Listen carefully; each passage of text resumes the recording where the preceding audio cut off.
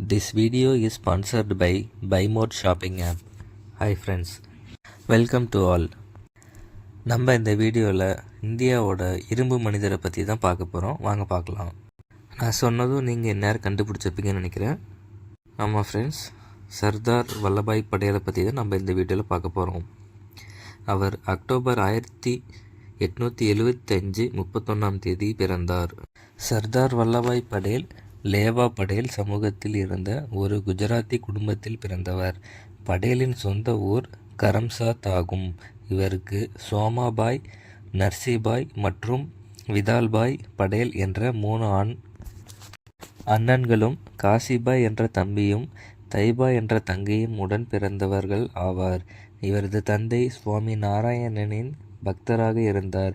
இவரது தந்தை 20 கிலோமீட்டர் தொலைவில் உள்ள சுவாமி நாராயணன் கோவிலுக்கு நடந்தே அழைத்து சென்றார்.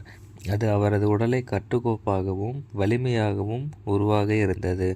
படேல் தனது 22 வயதில் தன்னுடைய மெட்ரிகுலேஷன் கல்வியில் தேர்ச்சி அடைந்தார்.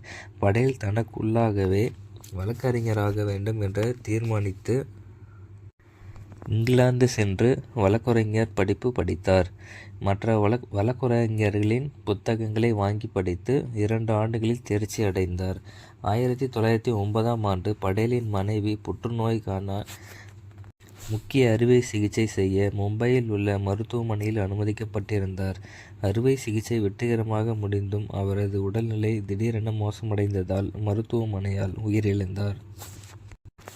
அப்போது படேல் நீதிமன்றத்தில் ஒரு வக்கீல் சாட்சியாக குறுக்கு விசாரணை செய்து கொண்டிருந்தார். அவரிடம் மனைவி இறந்தது குறித்து குறிப்பு கொடுக்கப்பட்டது. அதை படித்துவிட்டு தனது பாக்கெட்டில் வைத்துவிட்டு குறுக்கு விசாரணையை தொடர்ந்தார்.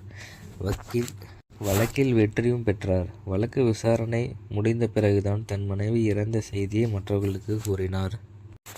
சோமநாதபுரம் கோயிலை K.M. முன்ஷியுடன் இணைந்து மீண்டும் எழுப்ப காரணமாக இருந்தவர்.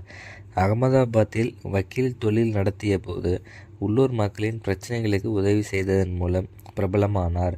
1917 மாநகராட்சி தேர்தலில் வெற்றி பெற்றார்.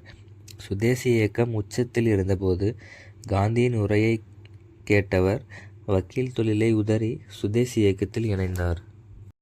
குஜராத்தில் கேடா என்ற இடத்தில் பயங்கர பஞ்சம்.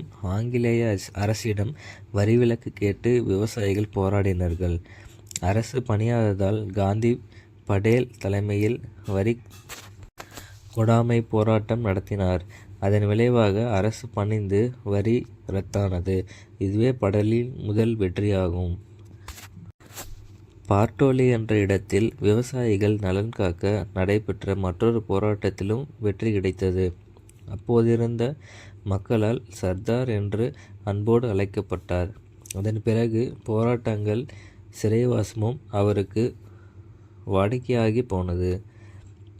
வட்டமேஜை மாநாடு தோல்விக்கு பிறகு காந்தி, படேல் ஆகியோர் கைது செய்யப்பட்டனர். இருவரையும்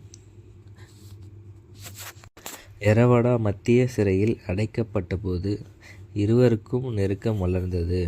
சுதந்திர போராட்டத்தின் சிப்பாய் என்று அழைக்கப்பட்ட இந்திய விவசாயிகளின் ஆன்மாவாக கருதப்பட்டவர். நவீன இந்தியாவை உருவாக்குவதில் முக்கியமானவர். சுதந்திர இந்தியாவின் முதல் உள்துறை அமைச்சராகவும் துணை பிரதமராகவும் பணியாற்றினார். நாடு முழுவதும் ஆங்காங்கே துண்டு துண்டாக மன்னராட்சி நடந்து கொண்டிருந்த 565 ராஜ்யங்களை ஒன்றிணைத்துதான் உள்துறை அமைச்சராக அவர் ஆற்றிய முதல் பணி. V.P. மேனனு இணைந்து அகண்ட பாரத்தை அமைத்தார். அகண்ட பாரதம் அவ்வளவு எளிதாக அமைவதில்லை.